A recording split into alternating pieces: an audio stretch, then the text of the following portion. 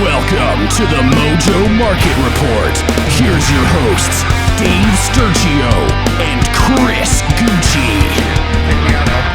Good morning, everybody. Welcome to another episode of the Mojo Market Report right here on a Football Friday. Week number 10 started last night. We got ourselves a treat. Not really, but I mean, somewhat. I mean, it was just sloppy. It was football. It was a Thursday night football game. It was not a treat, though. It was not a treat. No.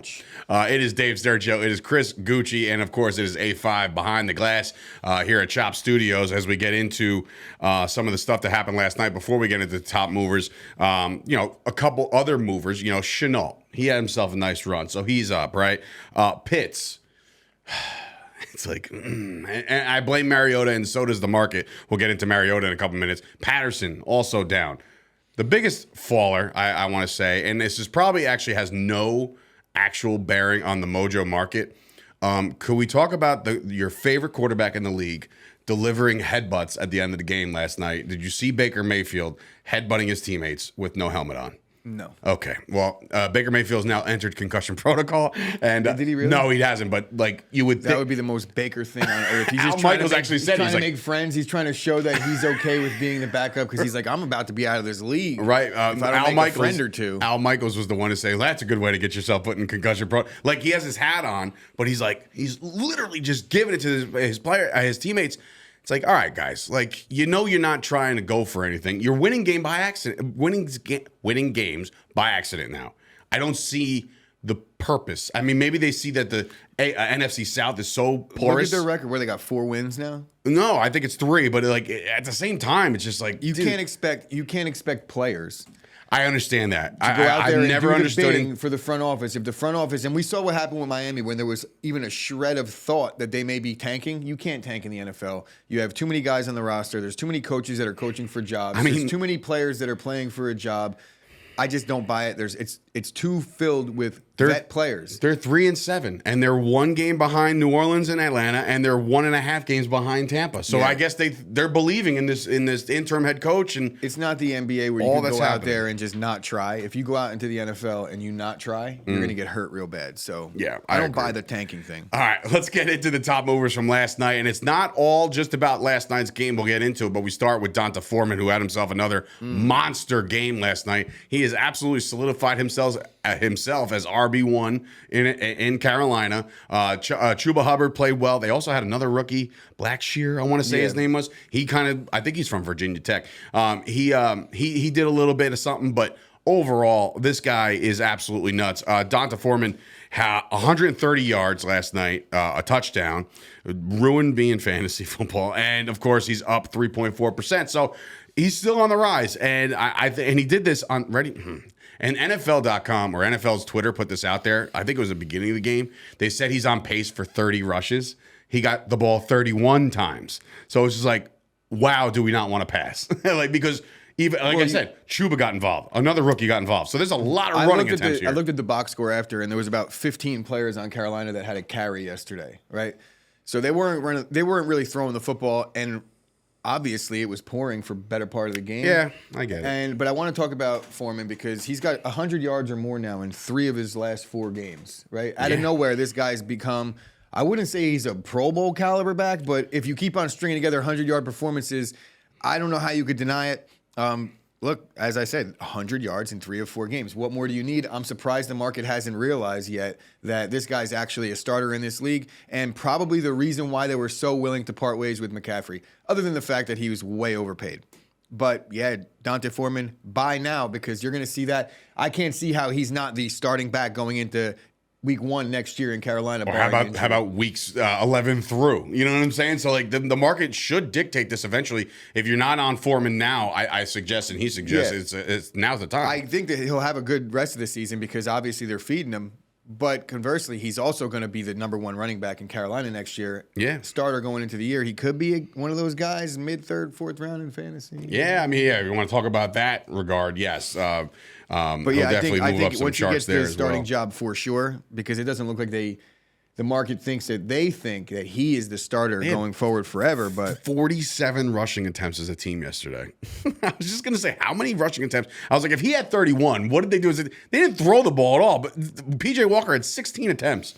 So, look, if it ain't broke, don't fix it. That's how they got the game done. The Falcons' run defense, no answer for anybody.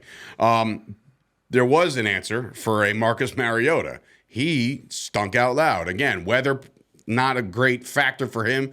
But the biggest movement here, and just like it's like clockwork with Mojo, the backup quarterbacks, when the opportunity seized itself, rearing its ugly head, there you have it. If you didn't get in on Desmond Ridder, you missed a little bit of a spike last night because of the fact that it's gonna happen. You would have assumed. We talked a lot about Kenny Pickett, and we waited and waited and waited, and then it happened, and then boom, everybody hits their money.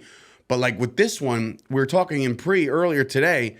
About how, Mariota is a Arthur Smith guy. So it's like, when was that move, if that move even happens? I don't think that move happens anytime soon. I think Mariota has played himself in a position now.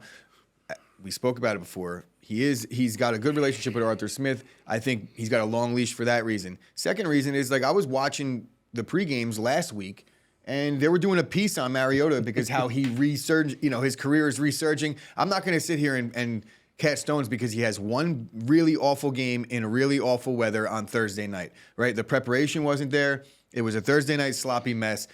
Show me the quarterbacks that have played well on Thursday night this season. There hasn't been many. Lamar, maybe a couple weeks ago. I mean, but it wasn't really was he throwing the ball all over the place? No, he's running. He doesn't throw, so that's that. So I think you got to give him the pass there. I'm looking at the metrics on Mariota, and I'm freezing up right now. But he's going into last week or yesterday, he was in the top 10 in like EPA added per play, air yards per play. Falcons were the only team with 2 or more touchdowns in every game. He's done it with his legs, and he's been very efficient in the red zone. One bad game, albeit against a very bad team. It was also very bad weather. I think I am in on Ridder. You know that I'm all about Ridder. I just don't think it's time yet. Just because other guys have gotten their opportunity, now show me the rookie quarterback that's excelled in his opportunity, right? So why? If you just want to define excel, I mean none. Yeah, I mean even Kenny Pickett is just like he's in there. They haven't excelled. It's a learning curve, and I understand that, but. Yeah.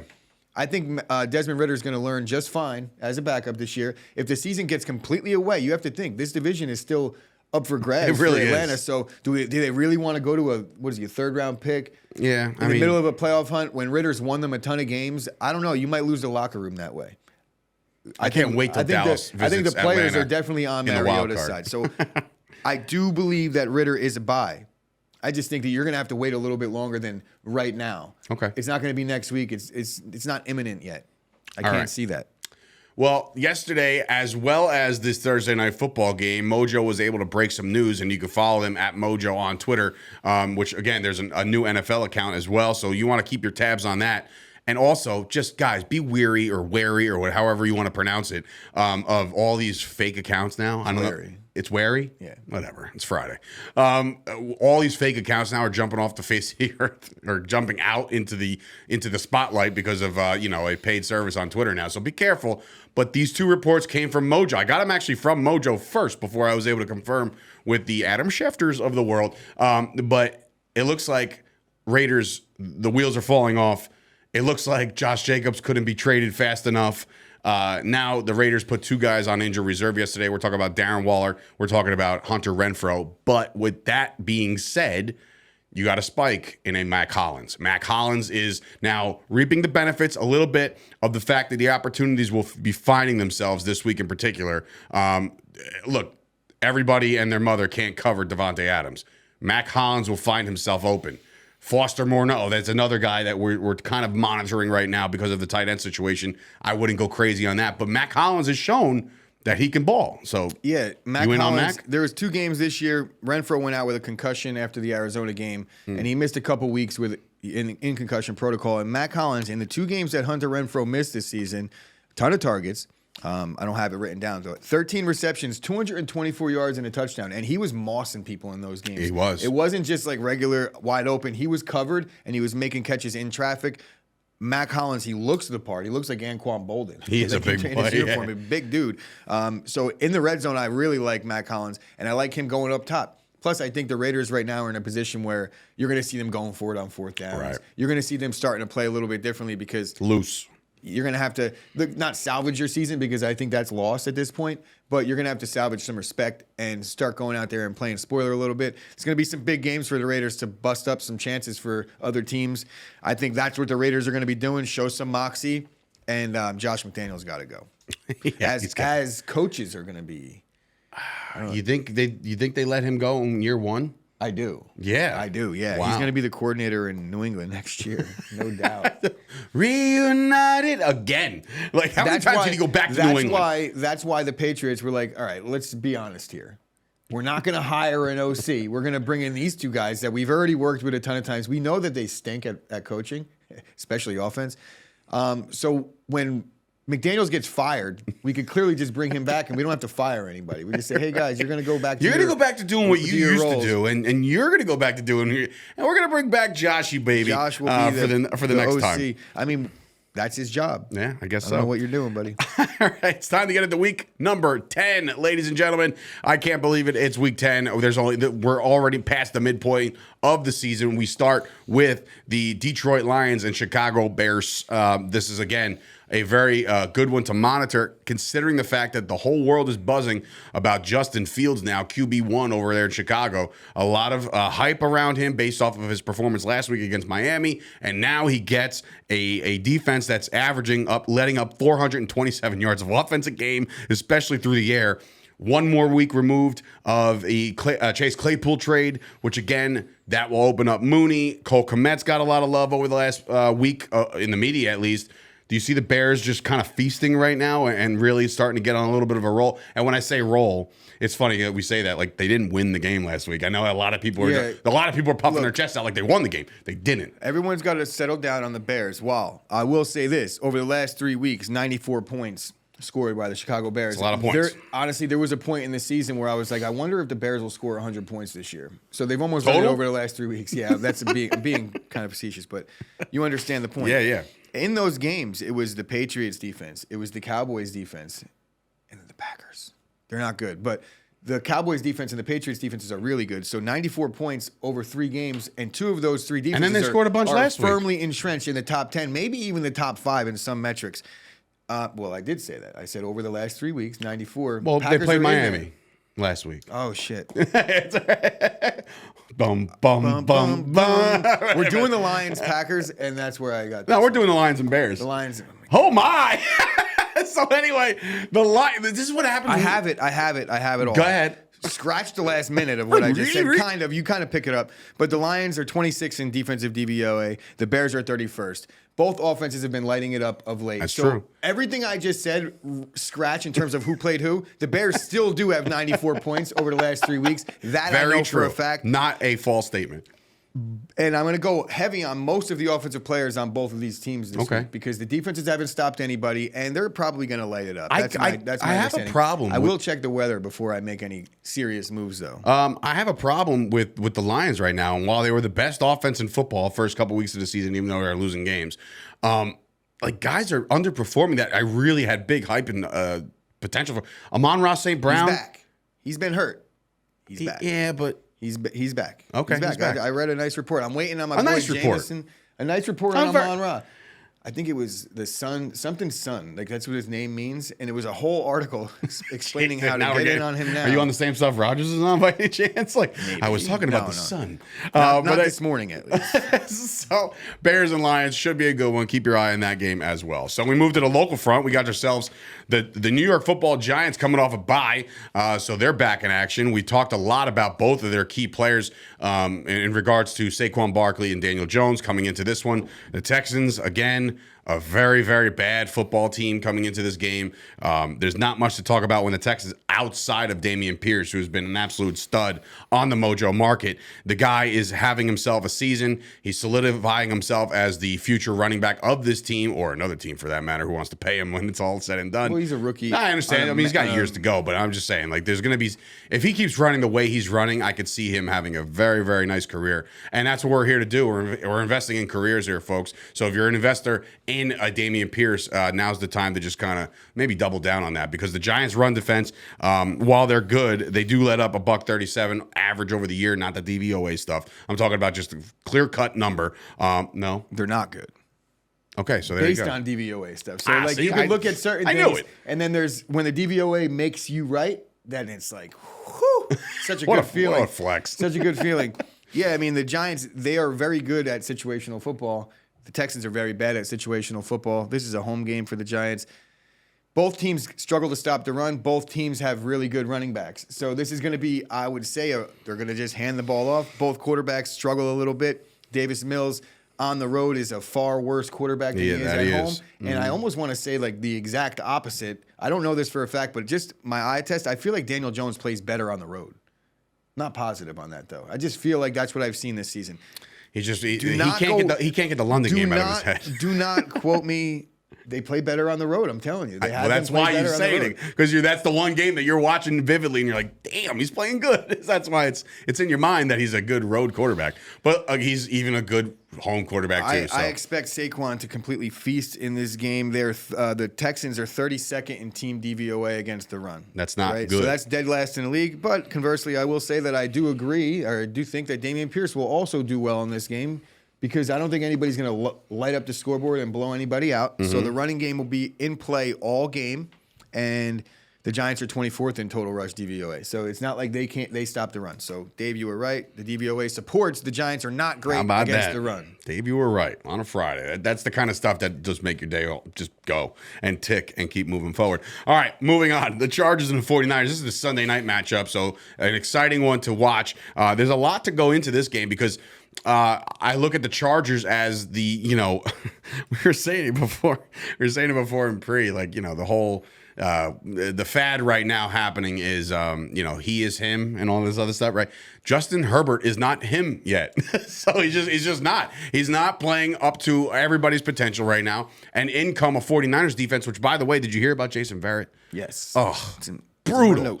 Brutal. Like, tears his Achilles in practice. We're talking about practice. And that just is a big, big loss for the 49ers secondary. Both their starting corners now out for the season. But then both starting receivers for the Chargers are out for this game. So it's like, is it Josh Palmer season? Is it Eckler out of the backfield season? I mean, there's a lot to go into that as far as the Chargers front. But I tell you right now, the Chargers are giving up 145 yards for the average for the year on the ground. The defense is just not that good. I expect a big, big game out of CMC and Debo out of the backfield. I feel like the 49ers running situation is very, very good right now. I don't know that the 49ers are in a position now where they're going to have to hand Debo the ball at all. They don't have to, but it's an option. I agree. And it's a beautiful option, because that's what makes it more dangerous when you're not expecting it. You're right. The Chargers are 29th in rush DVOA, and it's like far worse when you look at it. I know it's hard to be far worse than that, but if you look at their last 4 or 5 weeks, bar none, worst rush defense in football. They've been getting eaten alive. Yeah, CMC might have himself. They've been getting eaten alive on the ground. I think that Christian McCaffrey has a chance in this game, because obviously I just talked about how bad the run defense is. But I want to talk more about the opportunities that are going to be there for the Chargers. Talk about it. Because the defense, obviously we know the 49ers defense, they've lost the guys on the back end. The Chargers are struggling a little bit at the receiver position, looking for somebody to step up.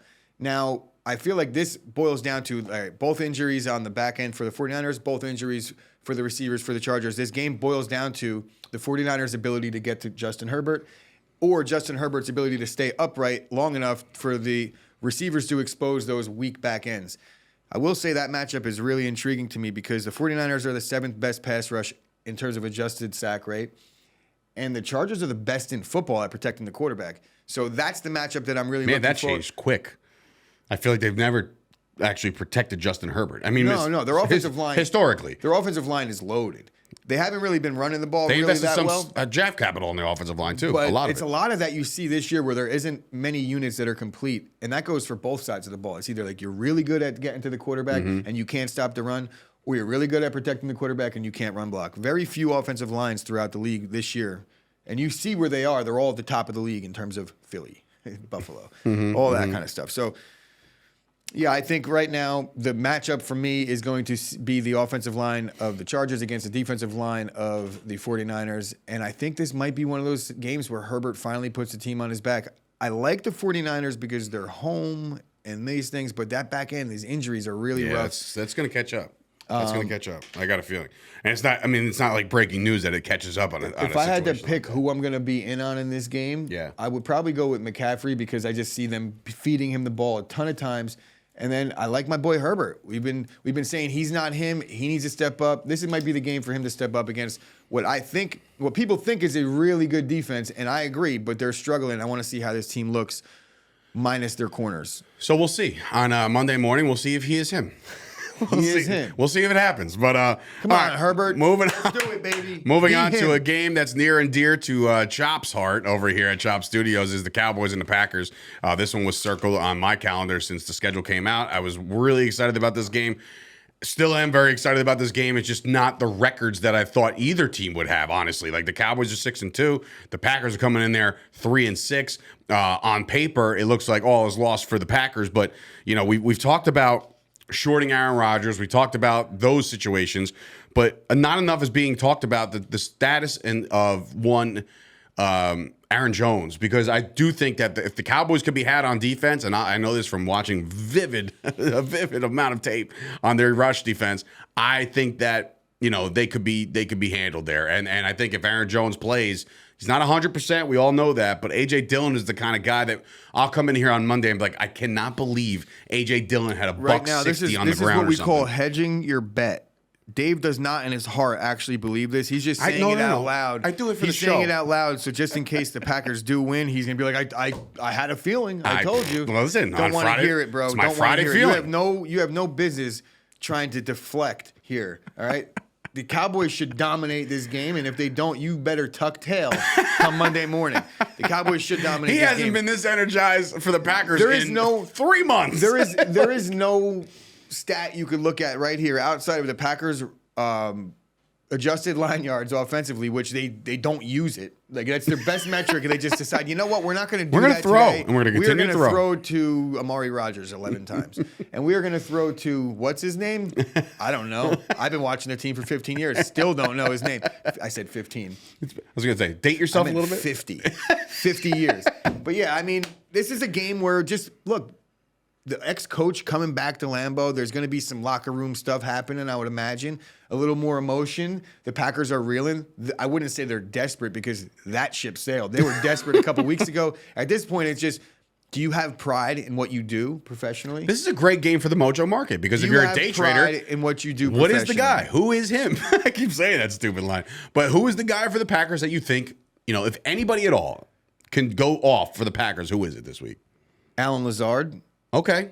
No, probably not. I mean, he's locked down by Trayvon Diggs. But when you say locked down by Trayvon Diggs, you have to understand how that's not true because Lazard plays a lot of the big slot. It's just not how it works. And he's not following Lazard around. I know. Lazard's he doesn't follow anybody that kind around. of respect, and nor does most corners in the league now. I don't know what coordinators are thinking. It's the worst. My least favorite thing about NFL football right now is the number one corner not following the number one receiver. That was sacrilege. Like in the early 2000s, like if you were the number one, you were following the number one. Revis Island would follow you around no matter what. What was not Revis? That was Osimo would not follow people. Oh, Osimo Revis was a lockdown guy. Yeah. Horrific. I just can't stand the non-man coverage with elite corners. As a Jair Alexander owner, I mean, I am a Packer owner, so yes. He does. There's a piece of paper in our office. But anyway, back to the Cowboys now. If you want to talk about Cowboys, we talked a little bit about Tony Pollard this week. I expect him to have a very, very heavy load given to him this week because, again, even if Zeke plays, which I think he is trending towards playing, I don't think they sit him again. His snap count will be on the downturn. So I strongly recommend if you're going to play anybody for the Dallas Cowboys this week, it's Tony Pollard. He has himself a pretty good day. The Packers defense is good.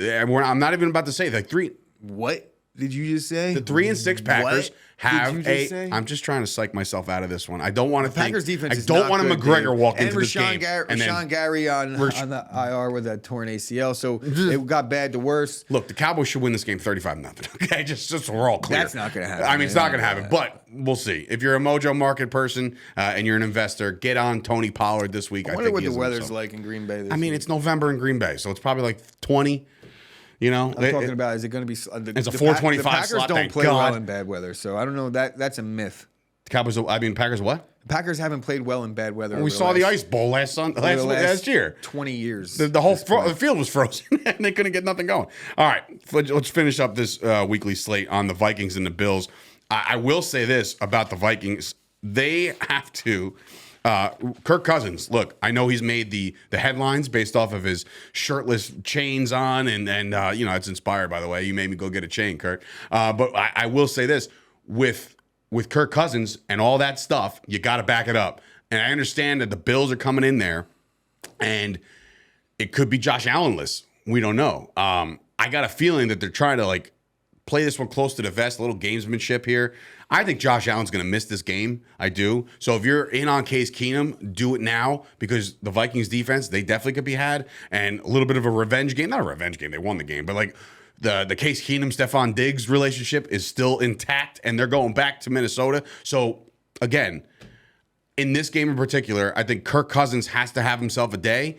And on the opposite side, another quarterback, Case Keenum, has to play the game of his life. Now, look, when you look at the end of the year, you're not going to worry about your outside of conference games when it comes to close matchups. But they're the Bills have two teams, if you want to count the Patriots, three teams on their heels right now. So they can't afford to drop any games. They got to have this one. So that's why I think they got to get this one done. And the Vikings have a nice little cushion over the entire NFC North. They can't let off the gas, though, because we've all seen second half teams emerge. I know I've talked a lot about teams within the last a minute and a half about this game in particular. But when I look at this, I think Kirk Cousins has to really, really deliver in a big spot against a big team. The Bills' defense is very good. I would say that's an understatement. Kirk Cousins needs to step up in this game. Yeah. It's against probably the best defense he's going to face all season, maybe outside the Philly game, and we saw what happened there. So the Vikings, there's a lot of talk about them being a little bit of fool's gold, and there's part of me that thinks that. But then there's the other part of me that says, well, they keep on winning football games. That offense is elite. The defense is definitely not elite. No. This is a big game for them because even if they don't win the game, they need to go in there and prove they belong, because they got sparked by Philly, and that was really the only good team that they played all year. You would look at Week 1's win at Green Bay or against Green Bay at home as a quality win when it happened. But looking back at it, that wasn't really a quality win. I'm looking at the Vikings. They haven't had any quality wins. Neither have the Giants. What? Neither have the Giants. It's the same thing. Well, the Giants... They just keep coming back at the end. The Giants, they beat the Titans in Week 1. That's not quality win. I think that's a quality win. Sure. They have 5 wins. They have 6. The Titans. Oh, yeah. So... All right. Fine. And they came back at halftime on the road. Me with the Giants. Whatever. So, yeah, back to this as I'm looking at this game, Buffalo's defense is really good. They're well-rounded, and I think that they're a little bit angry. If you look last week, they didn't lose that game because their defense didn't play well. I think their defense is starting to come together a little bit. Jets just figured them out. It was the offense that couldn't get anything going. Josh Allen played the worst game of his season. I wouldn't say of his career. Got hurt. But definitely the worst game of his season. I don't think Case Keenum, and I know that this is crazy to say, in a one-time deal, spot start, I feel like Case Keenum, I'm not a fan of his, but the dude's a gamer. Yes, he steps up in big spots, and the reason why he's a Buffalo Bills backup right now is I would imagine his relationship with Stephon Diggs. I'm not sure what the coaching staffs, how they all align, and seeing maybe McDermott was over there at some point. In Minnesota? No, it was they Philadelphia. Philadelphia. Right. Thank you for that. No problem. But that's what I'm here for. I think Buffalo's going to be angry on this one, and the defensive side of the ball, it's just tough to go into Buffalo and win, especially after a loss in the division game. I feel a little bit bad for Minnesota in this one. Kirk Cousins is going to be running for his life. All right. In big games, Kirk Cousins shrinks. This is a big game. This big. All right, so that is a couple of the games to keep your eye on. Again, just, invest responsibly. Don't go crazy. Case Keenum. But Case Keenum is, Desmond Ridder. Okay, these are guys that are going to start seeing the light of day because of situational football. And their situations happen. Injuries happen. That's where we're at. That's the world we live in.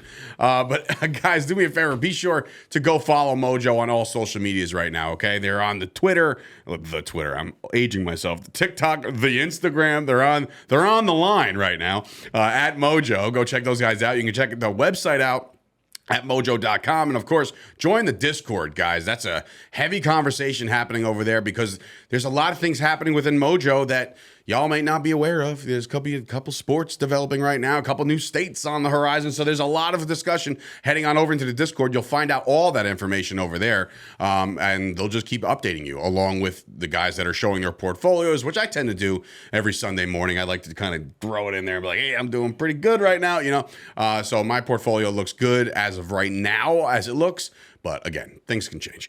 So that'll do it. That'll do a show. Enjoy the football, everybody. For Dave Sturchio and Chris Gucci, this has been another episode of the Mojo Market Report. Enjoy week number 10. We'll be back to put a bow on all this on Monday.